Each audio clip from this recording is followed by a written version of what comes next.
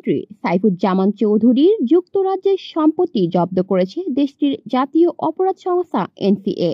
বুধবার এক প্রতিবেদনে এ তথ্য জানিয়েছে কাতার ভিত্তিক গণমাধ্যম আল জাজিরা। সাইফুজ্জামান চৌধুরী বর্তমানে মানি লন্ডারিং মামলায় বাংলাদেশে তদন্তাধীন রয়েছে।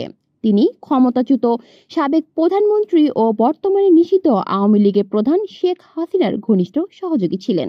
এক বিবৃতিতে এনসিএ জানান, তারা একটি চলমান বেসামরিক তদন্তের অংশ হিসেবে সাইফুজ্জামান চৌধুরীর বেশ কিছু সম্পত্তি ফ্রিজ করেছে।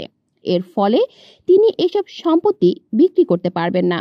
গত বছরের অক্টোবরে দ্য মিনিস্টার মিলিয়ন্স শিরোনামে সম্প্রচারিত আল জাজিরার একটি অনুসন্ধানী প্রতিবেদনে জানানো হয়, সাইফুজ্জামান চৌধুরী যুক্তরাজ্যে ৩৫০টির বেশি সম্পত্তির মালিক।